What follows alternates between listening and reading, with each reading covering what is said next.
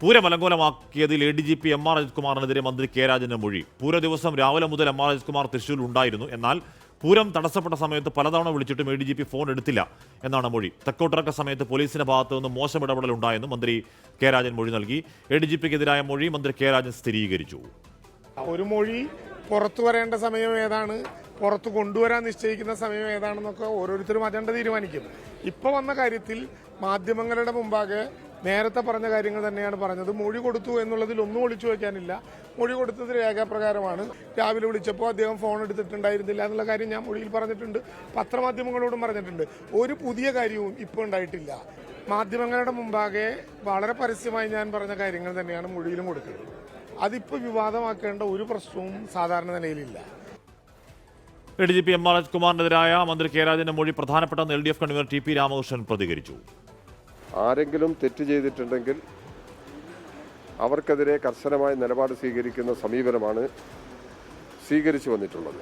ഇനി ഏതെങ്കിലും തരത്തിൽ ADGPക്കെതിരായിട്ടുള്ള സ്റ്റേറ്റ്മെൻറ്റോ അന്വേഷണത്തിൻ്റെ അടിസ്ഥാനത്തിലുള്ള റിപ്പോർട്ടോ ഈ കാര്യത്തിൽ എന്താണ് നിലപാട് എന്നുള്ളത് ഈ റിപ്പോർട്ടെല്ലാം വന്നതിന് ശേഷം മാത്രമേ അതിനോടുള്ള നിലപാട് വ്യക്തമാക്കാൻ കഴിയുള്ളൂ. അപ്പോൾ അതിൽ എന്തെങ്കിലും വ്യത്യസ്തമായ നില വന്നിട്ടുണ്ടെങ്കിൽ തീർച്ചയായും അതിനനുസരിച്ചുള്ള സമീപനം ഗവൺമെൻറ് സ്വീകരിക്കും. ഷഫീദ് റാവുത്തർ വിവരങ്ങളുമായി ചേരുന്നു. ഷഫീദ്, ക്ലീൻ ചിറ്റുകൾക്ക് പിന്നാലെ ക്ലീൻ ചിറ്റാണ് MR അജിത് കുമാറിന്. ഇപ്പോൾ ഈ മൊഴിയുടെ അടിസ്ഥാനത്തിൽ പ്രത്യേകിച്ചൊരു നടപടി ഉണ്ടാകുമെന്ന് കരുതണോ ഷഫീദ്?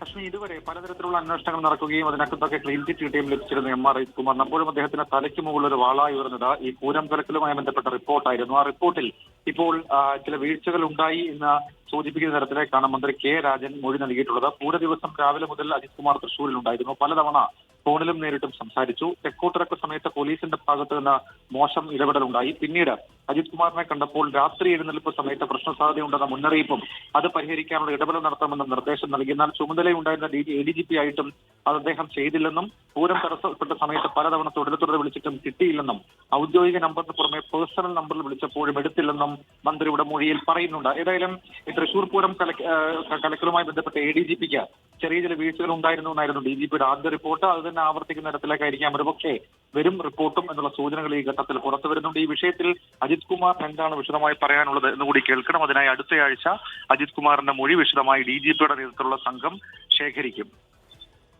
എന്തായാലും ആ പൂരം കലക്കലുമായി ബന്ധപ്പെട്ട അന്വേഷണങ്ങൾ ഏറെ നാളായി, ദീർഘനാളായി തുടർന്നുകൊണ്ടേയിരിക്കുകയായിരുന്നു. പിന്നീട് അത് ഏതാണ്ട് അനക്കമില്ലാതായി. പിന്നീടാണ് PV അൻവർ ആരോപണം ഉന്നയിക്കുന്നത്. പിന്നീട് വീണ്ടും അത് സജീവമായി.